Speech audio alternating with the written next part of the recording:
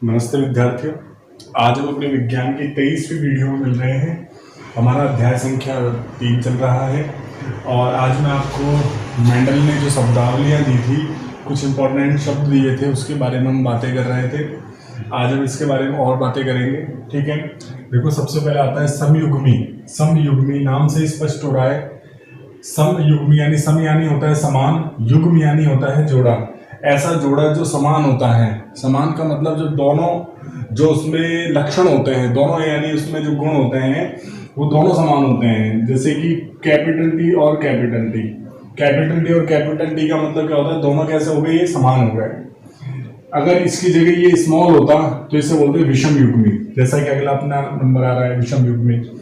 समान है, देखो इसमें उदाहरण मैंने लिखा हुआ है, कैपिटल टी या फिर स्मॉल टी, दोनों एक जैसे होते हैं। दोनों विपर्यासी जो लक्षण होते हैं वो कैसे होते हैं, एक जैसे होते हैं। उसे अपन क्या कहते हैं, युग्म विकल्पी जो होते हैं समान होते हैं, उसे हम क्या कहते हैं, समयुग्मी कहते हैं।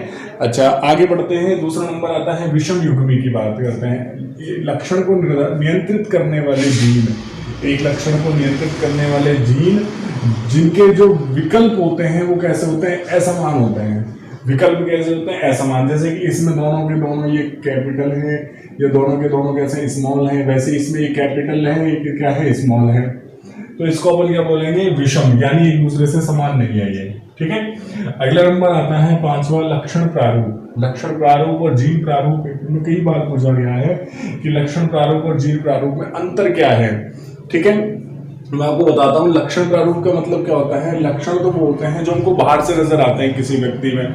जैसे कि कोई व्यक्ति गोरा है तो उसका लक्षण है, ठीक है। और जीन उसे कहते हैं जो छुपे रह जाते हैं अंदर गुण, और वो आगे कभी पीढ़ी में प्रकट हो सकते हैं। लक्षण प्रारूप का मतलब क्या होता है, ऐसा गुण जो किसी जीव में, किसी सजीव में बाहर से ही स्पष्ट हो जाते हैं, उन्हें हम लक्षण प्रारूप कहते हैं।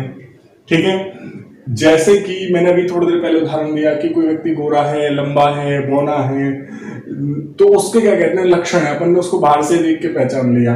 तो इसमें आते हैं या तो कैपिटल टी आएगा या क्या आएगा, इस दोनों ही कैपिटल है या तो, या एक कैपिटल और एक स्मॉल। अब इसका लक्षण क्या है, देखो ये लंबा ही होगा। कैसा पौधा होगा, ये लंबा पादप होगा। और ये भी कैसा होगा, लंबा पादप होगा। क्योंकि जो ये कैपिटल टी है ना, ये स्मॉल टी के गुणों को छुपा देगा, क्योंकि ये इससे विशेषता ज्यादा रखता है। तो ये कैपिटल टी स्मॉल टी के गुणों को छुपा देता है। इसीलिए ये जो पौधा होगा ये भी कैसा होगा, लंबा होगा। और लंबापन जो है ये बाहर से अपन को नजर आएगा। इसीलिए इसको क्या कहते हैं, अपन लक्षण प्रारूप कहते हैं। लक्षण यानी बाहर से नजर आने वाला गुण को लक्षण प्रारूप कहते हैं। हर हालत में पौधा, चाहे दोनों ही कैपिटल टी हो या एक कैपिटल एक स्मॉल टी हो, दोनों ही जो संभावनाएं होंगी उन दोनों में ही पौधा जो होगा लंबा होगा। इसे अपन क्या कहते हैं, लक्षण प्रारूप कहते हैं। ठीक है, जो बाहर से नजर आते हैं। जीन प्रारूप कहते हैं, आनुवांशिकी संरचना को जीन प्रारूप कहते हैं। ऐसे गुण जो अगली पीढ़ी में प्रकट तो नहीं हो रहे हैं, परंतु उसे क्या कहते हैं अपन, वो छुपे हुए हैं उसके अंदर। जैसे कि मैंने बोला कि अभी मैंने ये तो बोला था कि ये तो लंबा पादप है, ये लंबा पादप है, परंतु क्या होगा, इसमें लंबे पादप तो है, पर ये लंबा कैसा है, शुद्ध लंबा है। जब अपन जीन प्रारूप की बात करेंगे तो ये कैसा लंबा है, शुद्ध लंबा है। और ये कैसा लंबा है, ये अशुद्ध लंबा है। ठीक है, ये कैसा लंबा है, अशुद्ध लंबा है। क्यों, क्योंकि उसमें एक मिक्स है, एक स्मॉल टी का मिक्स आ चुका है। अब जो ये स्मॉल टी है ये जीन के रूप में छुपा हुआ है इसके अंदर, लेकिन कभी भी अपने गुणों को व्यक्त कर सकता है, कभी भी ये प्रकट हो सकता है। समझ में आ गई बात अपने। ठीक है, मैं फिर से बता दूं, पेपर में आते हैं इसलिए मैं बार बार इसको थोड़ा सा रिपीट कर रहा हूं।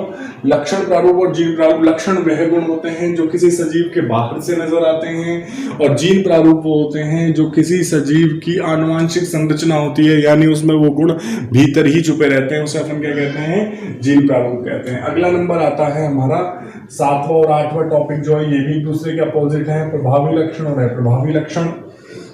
प्रभावी लक्षणों से कहते हैं वे गुण जो F1 पीढ़ी में प्रकट होते हैं। F1 पीढ़ी का मतलब क्या है, देखो मैं आपको थोड़ा सा बताता हूँ। जैसे कि यहाँ पर एक क्रॉस करके बताते हैं, कैपिटल डी और ये स्मॉल टी। ठीक है, कैपिटल और स्मॉल टी के बीच में जब अपन क्रॉस कराते हैं तो हम देखते हैं, कैपिटल टी व स्मॉल टी के बीच में अपन क्रॉस कराते हैं तो हम देखते हैं, देखो इसने जब इससे क्रॉस किया तो इस प्रकार का संरचना आएगी, और इसने जब इससे क्रॉस किया तो इस प्रकार की संरचना आएगी। तो इसको बोलते हैं अपन F1 पीढ़ी। क्या बोलते हैं इसको? अपन F1 पीढ़ी बोलते हैं इसको हम, ठीक है। और F1 पीढ़ी में जो गुण अभिव्यक्त होते हैं, जो गुण क्या होते हैं? अभिव्यक्त हो जाते हैं F1 पीढ़ी में। F1 पीढ़ी में जो गुण प्रकट हो जाएंगे उससे हम क्या बोलेंगे? प्रभावी लक्षण बोलेंगे। देखो मैं फिर से एक बार बता दूं, जैसे कि प्रभावी लक्षण में एक तो होता है कैपिटल टी, एक होता है स्मॉल टी। कैपिटल टी और स्मॉल टी के बीच में जो क्रॉस होगा तो इस प्रकार की संरचना हमें प्राप्त होगी। ये जो संरचना प्राप्त हो रही है, ये भी पौधा कैसा होगा? लंबा ही होगा, बोना नहीं होगा। इसका मतलब ये जो लंबे पौधे हैं, ये वाले जो पौधे कैसे हैं? लंबे हैं, और ये क्या है? बोने हैं। जब लंबे में बोने के बीच में क्रॉस हो रहा है तो F1 पीढ़ी में लंबापन ही प्रकट हो रहा है, बोनापन के गुण छुप गया है। तो इसीलिए इसको क्या बोलेंगे? प्रभावी। जो एक्टिव है यानी प्रभावी है, उसने अपना प्रभाव उस पर डाल दिया तो वो उसके गुण कैसे हो गए? छुपे रह गए।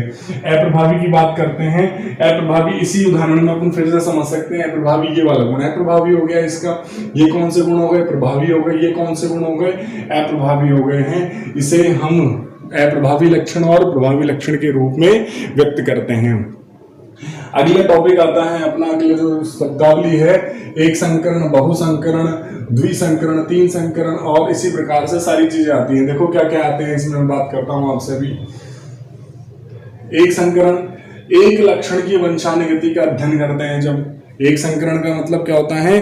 जब एक ही लक्षण की वंशानुगति का क्या करते हैं? अध्ययन करते हैं, तो उसे अपन क्या बोलते हैं? एक संकरण बोलते हैं। दो लक्षणों की वंशानुगति का अध्ययन करते हैं तो द्विसंकरण। तीन लक्षणों की वंशानुगति का अध्ययन करते हैं तो त्रिसंकरण। उसी प्रकार से बहुसंकरण है, बहुत सारे लक्षणों की जब अपन अध्ययन करते हैं तो उसे अपन क्या बोलते हैं? बहुसंकरण बोलते हैं। अब देखो परीक्षण संकरण के बारे में, ये इंपॉर्टेंट है। परीक्षण संकरण क्या होता है? टेस्ट क्रॉस भी इंग्लिश में से बोलते हैं। टेस्ट क्रॉस और बैक क्रॉस ये पेपर में आते हैं कई बार। टेस्ट क्रॉस का मतलब क्या होता है? देखो F1 पीढ़ी का संकरण अप्रभावी जनक से करवाया जाए।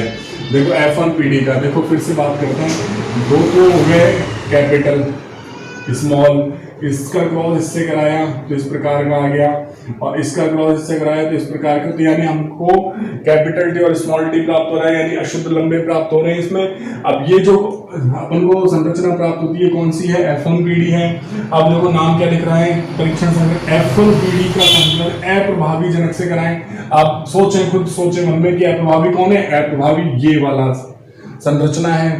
तो इसका जो संकरण है यानी इसका या इसका संकरण किससे करा दें? इससे करा दें। जैसे कैसे होगा? एक तो ये वाली संरचना आएगी और क्रॉस के रूप में इस वाली संरचना से इस प्रकार से जनन होगा। तो उस प्रकार के जनन को अपन क्या बोलेंगे? संकरण को अपन क्या बोलेंगे? अप्रभावी जनक से करवाया जाता है तो इसे परीक्षण संकरण बोलेंगे। क्या बोलेंगे इसको? हम परीक्षण संकरण बोलेंगे। समझ में आ रही है बात आपको यहाँ पर? ठीक है ना? इसको क्या बोलते हैं अपन? परीक्षण संकरण बोलते हैं। आगे चलते हैं। देखो आगे आता है अपना पश्च संकरण यानी बैक क्रॉस के बारे में। F1 पीढ़ी का संकरण जब अप्रभावी या प्रभावी किसी से भी हो जाए, यानी इस प्रकार से जो अपनी संरचना प्राप्त होती है, ये तो हो गया अप्रभावी, ये कैसा हो गया? प्रभावी। इनके द्वारा जो प्राप्त होता है वो इस प्रकार की एक F1 पीढ़ी प्राप्त होती है। अब जो F1 पीढ़ी है ना, इसका जो संकरण है वो इन दोनों में से किसी से भी करवा ले, ऊपर के जनकों से किसी से भी करा देते हैं तो उसे अपन क्या बोलते हैं? पश्च क्रॉस बोलते हैं। पेपर की दृष्टि से ये दोनों और ये वाला जो लक्षण प्रारूप है ये दोनों इंपॉर्टेंट है, इनको आप जरूर याद रखेंगे। आज मैं आपको होमवर्क ये दे रहा हूँ। परीक्षण संकरण किसे कहते हैं? अभी थोड़ी देर पहले ही बताया था। अप्रभावी जनक से कराएंगे तो उसे परीक्षण संकरण बोलते हैं, F1 पीढ़ी का जनक। और मेंडलवाद की पुनः खोज किसने की थी? इससे पहले वाली वीडियो में मैंने आपको मेंडलवाद के बारे में बताया था। 3 वैज्ञानिक थे जिन्होंने मेंडलवाद को पुनः खोजा था। मेंडल की जो उपेक्षाएं हो रही थी उसको उन्होंने फिर से चर्चा में लाया और मेंडल को पुरस्कृत करवाया। ठीक है फ्रेंड्स, इसी प्रकार से पढ़ते रहिए, अध्ययन करते रहिए, होमवर्क जरूर कीजिए और इस खाली समय का जरूर उपयोग करते रहें।